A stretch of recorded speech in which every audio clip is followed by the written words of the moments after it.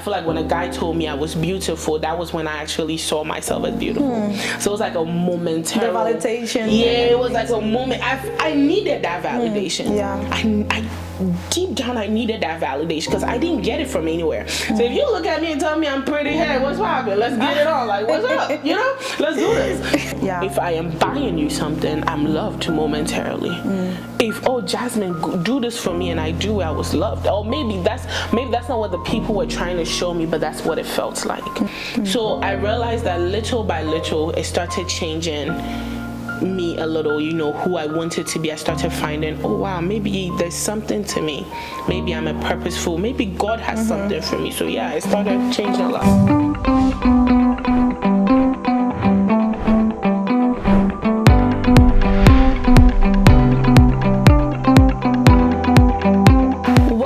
To empower her. I'm your girl and your host, Nana. This is the show we educate to elevate and aspire to inspire. Today, I have with me Miss Jasmine VanJudah, the CEO of Gloria Huyel and the COO of AfriConnect. She's an actress and the voice for the voiceless. I am more than excited to be interviewing her today. Thank you for coming today, Ms. Jasmine. Thank you for having me. I'm excited. Obviously, I have to have you here. I think you are a phenomenal woman. Aside from our friendship, you're somebody I adore. And not to make your head big, but I had to have you on my show because you are the voice for the voiceless. There's a lot you have to say, and it's an honor to have you here on my show. Thank you. I'm honored. Thank you. When you called me, I was like, why me? You had no choice. I didn't have a choice, but then I was like, oh, why me? But no, I really do appreciate it. So of course, but before we get into the nitpicks of things, let's let you introduce yourself. Who is Jasmine VanJudah? Who? Okay, well, you know my name is Jasmine VanJudah. Jasmine is a loud, energetic young lady who believes that beyond the sky is her limit, and she consistently fights for whatever she believes in. Life has given her ups and downs, but she's never given up. I feel like she always pushes, no matter whatever happens, she always pushes. But yeah, besides that, I'm just a loud girl from Ghana, you know, Nzima girl. I call myself the Nzima queen, the pride and joy of Axim, period. And I think that's it about me. Yeah, so I want us to get into your story today so we can see how you became the strong woman that you are today. I think you're a woman full of glory. I keep like you know, saying all these words about you, but an audience might be like, okay, can we talk about her? Can we get into her story? Okay. So let's start from your childhood. Where were you born, and how was home life as a child? I was born in Ghana, of course. I was born January 18th, a beautiful Wednesday morning. Let me let them know. I grew up in Takoradi and Axim. My grandmother was in Axim. My mother left Ghana when I was 6 months. So the first mother that I saw and knew was my grandmother, and she raised me in Takoradi because I had to go to school in Takoradi. Axim and Takoradi is about 30 minutes apart, 45 minutes apart. So on the weekday, I was in Takoradi. Weekends, I was in Axim with my grandmother. I would say growing up, I was just a regular young girl, you know.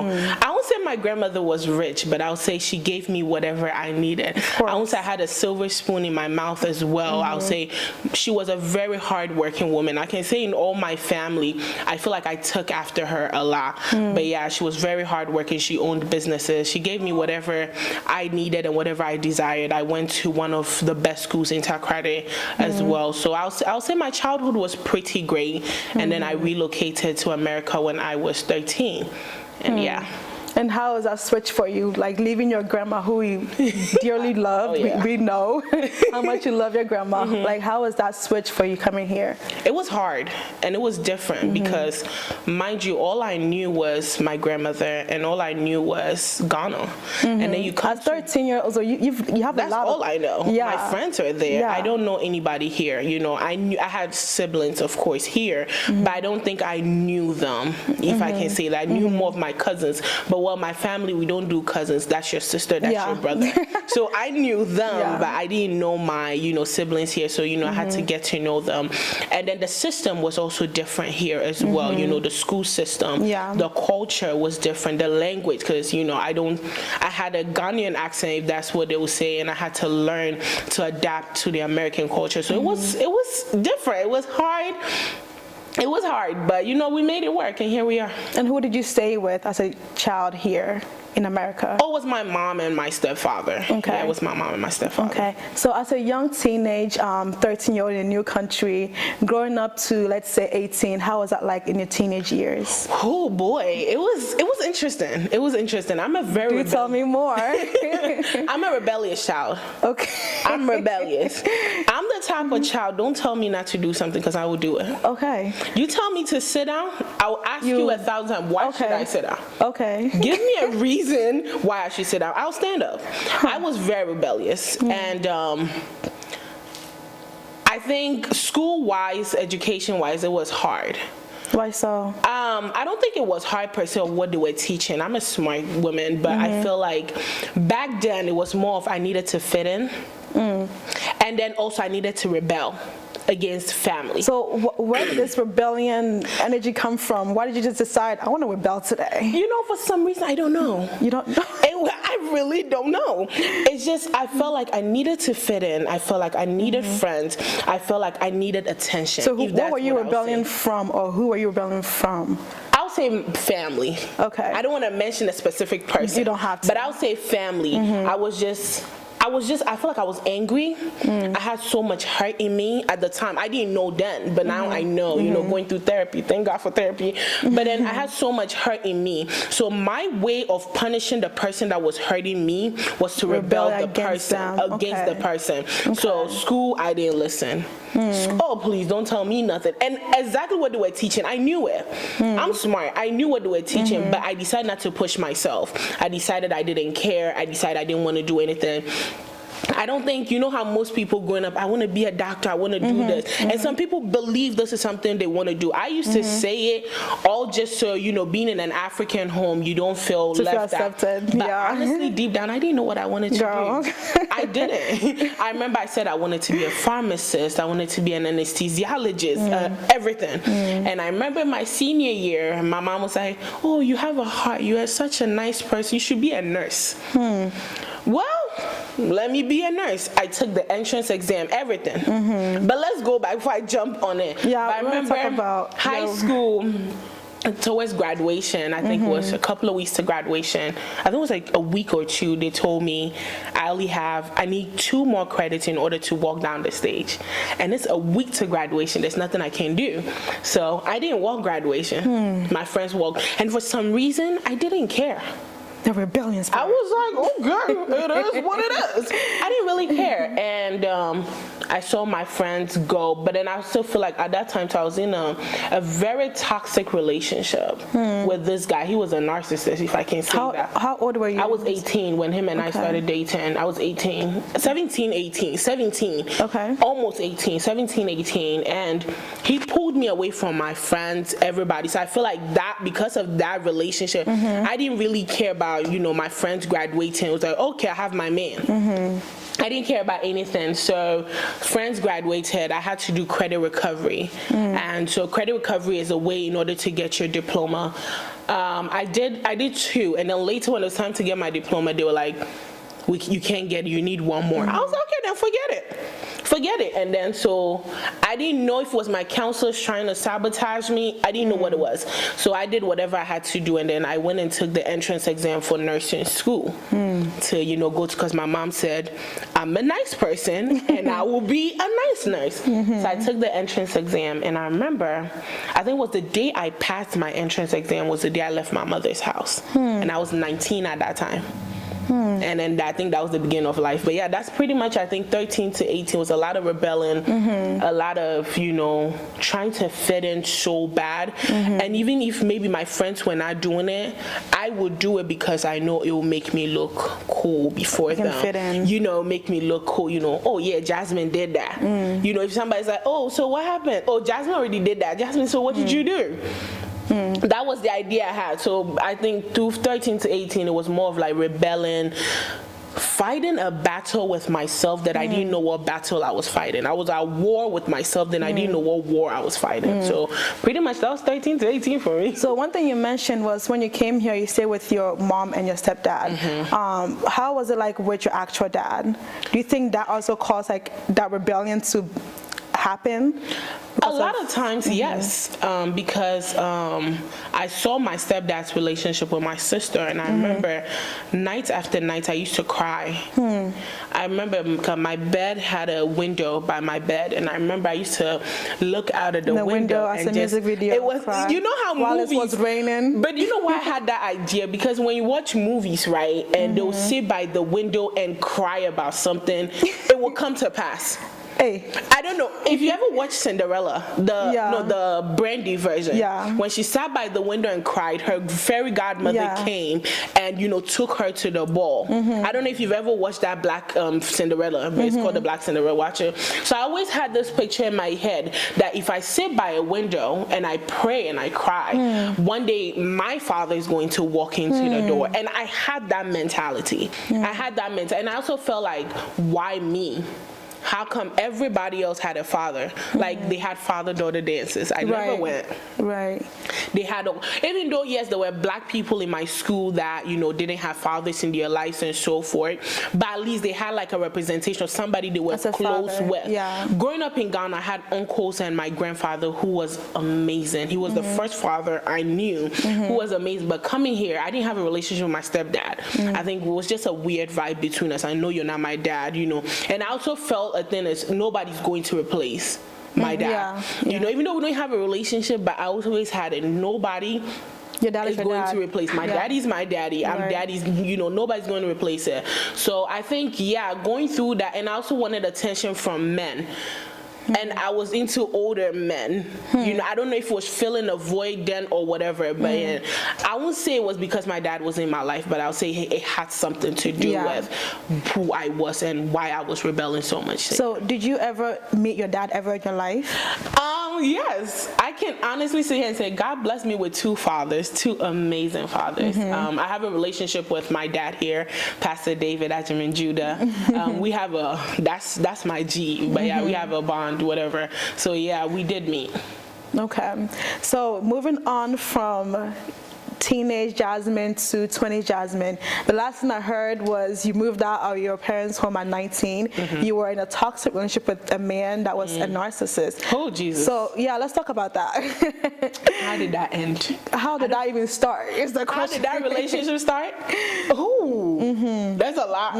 Well, I kind of initially first met him through my sister, my older sister Cynthia. I first met him through my older sister. We were at an event and he walked in and he saw me, and I saw him pointing at me, asking Cynthia who I was. And I remember that day Cynthia was like, nah, that's my little sister, you can't do it. If you know my sister Cynthia, she's that vibe. She was like, nah, that's my little sister, no. And so I think it kind of ended over there. And I'll say a year or two, he first met me when I was like 15, 16. So I think a couple of years later, he saw me again at another event and asked my sister about me, and my sister was like, okay. If he asked, twice. And then I started dating him, and people talk about physical abuse, but most people don't talk about emotional abuse. And most people don't talk about narcissistic men. And he was the type of man that it was me alone.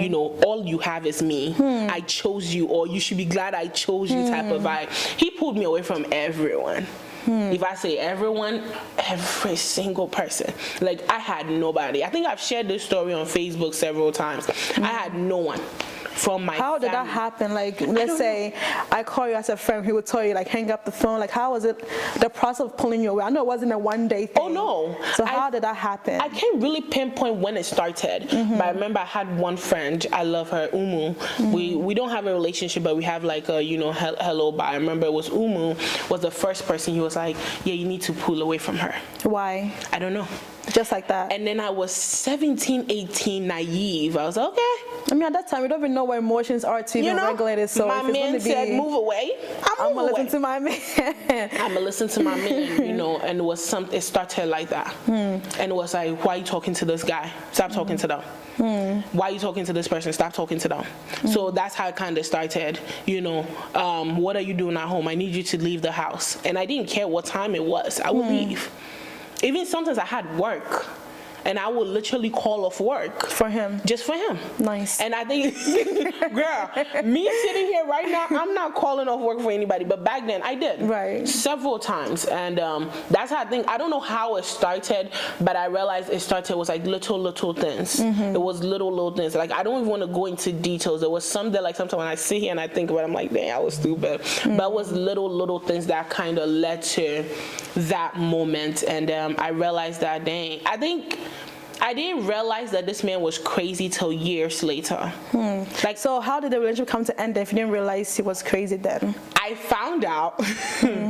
So he went to Ghana. I don't want to go into details. He went to Ghana and I found out there was somebody else. And then when he came back, him being who he was, I remember the words he said. He was like, you're the one here. You're the one I choose. She's in Ghana. Oh, okay. And at that time, my mind was so twisted that I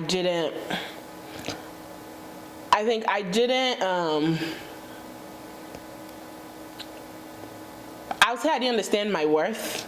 I felt like what he said was right. He was all I had, which was true. Queen here. For a season, because for a season I didn't have anyone to run to. I didn't have family to run to. He cut them off for you. So he cut friends off. The friends that I maybe can run to and tell them like, oh, this is what is happening.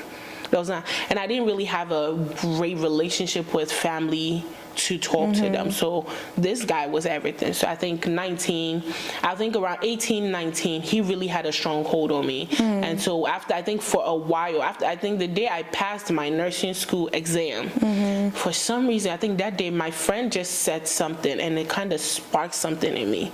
I don't remember the words that my friend told me, but she said something. That moment I just called him. I was like, don't call my phone again. I remember that day as that was the day I moved out of my parents' house. It was December 23rd, 2014. December 23rd, 2014. And it was because something happened. A lot of things happened, which he was involved in, that led to me it was anger, and I left. And I never looked back. Like when you talk to my little sister right now, she'd be like, Jasmine is the sister that left and never came back. And I did. And I think that was the day that everything ended between him and I. Yeah. And how did he respond to that? He tried many ways. Of course. I don't remember what Mimi, or I call her Mimi, said that day. It just sparked something. And that was it. And then that was when it was done with him. But yeah. Okay. So I remember in conversation with us, but since our viewers don't know, you mentioned to me that the void of, I think you actually just said it here too, the void of your actual dad, it created something in you where you want attention from men. So after a narcissistic relationship, how did that shape you in a relationship then? Were you still seeking men attention, or were you trying to find your worth at that time? How was it then after him? I would say between ages 14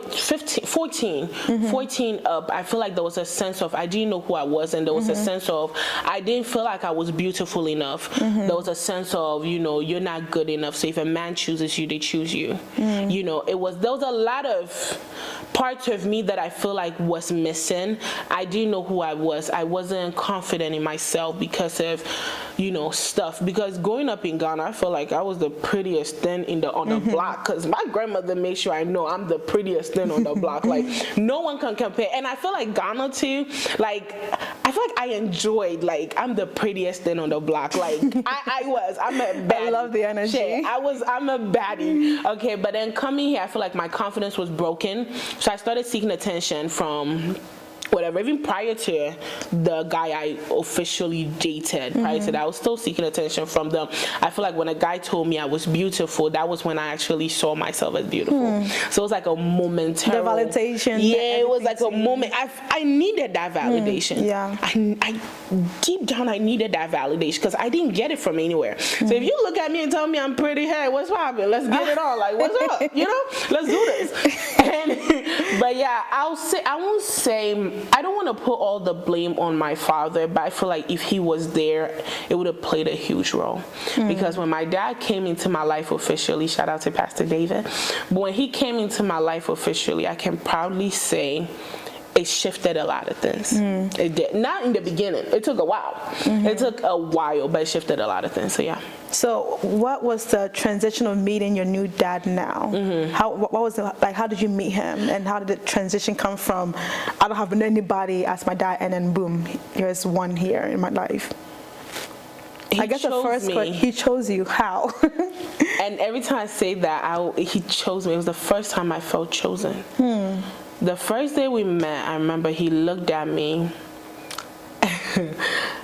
Oh God, he looked at me. Jesus.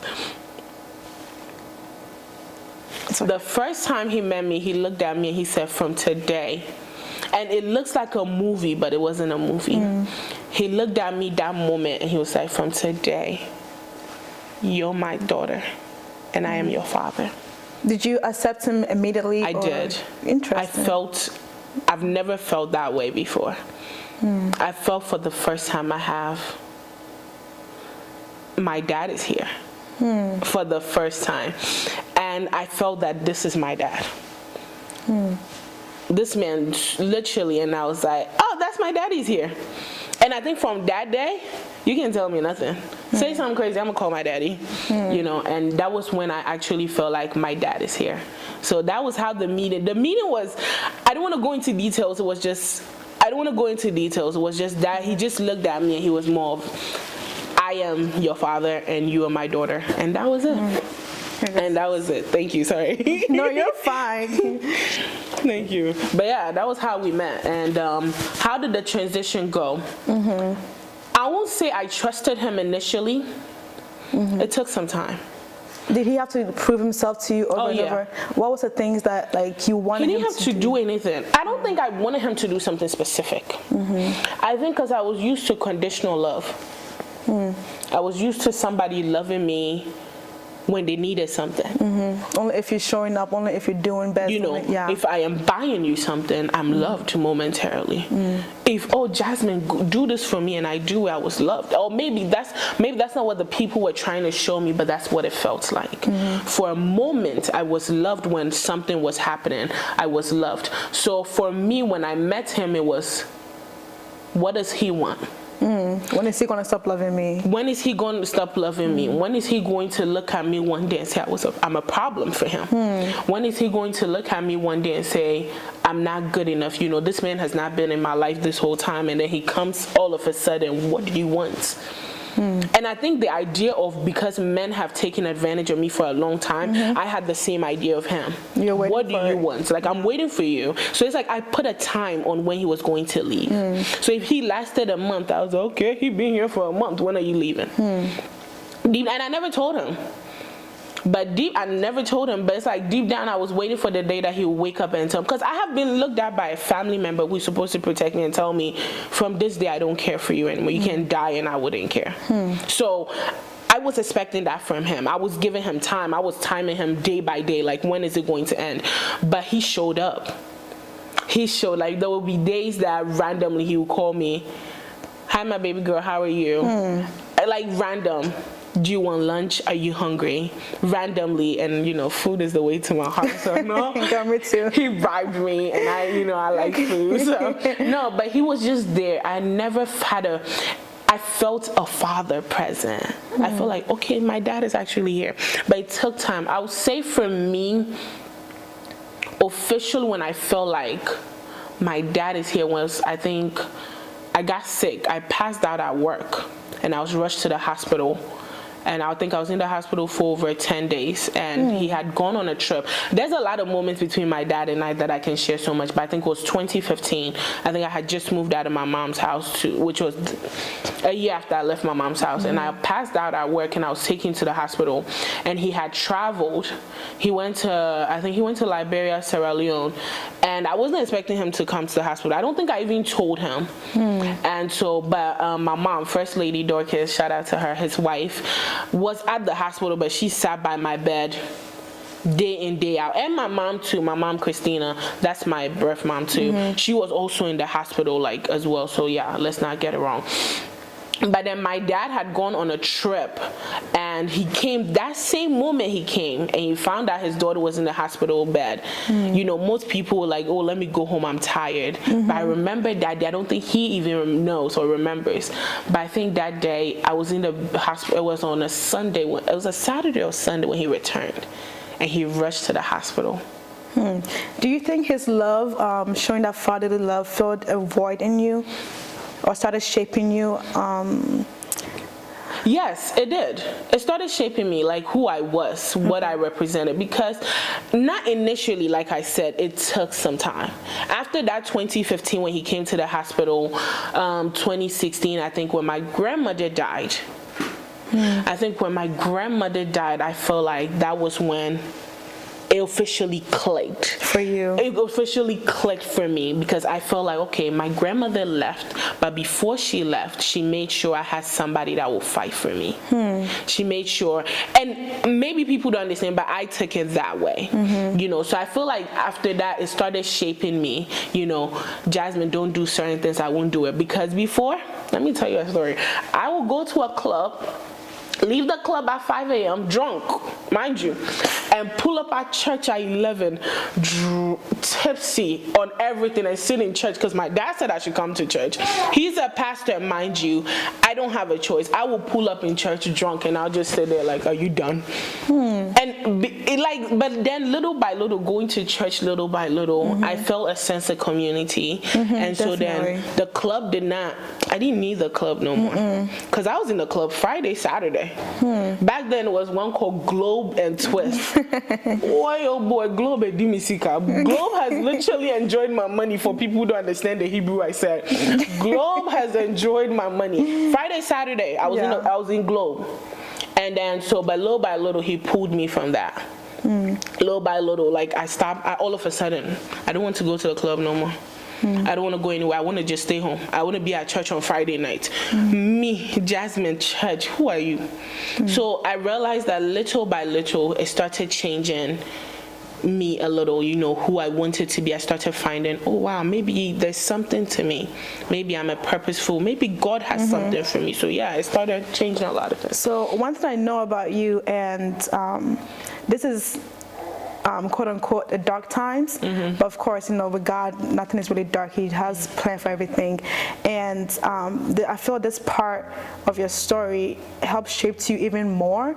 So I want to touch on it a little bit. Sure. For the viewers, I know. I'm nervous. I know Which about part it, of my story says? I wanted the viewers to get a glimpse of this, so they know that you didn't come out of what you said, silver spoon. Oh, exactly. no. You literally came like from the bottom, the pits of the pits to be who you are today. And I think it's very empowering that we share this part to your comfortability.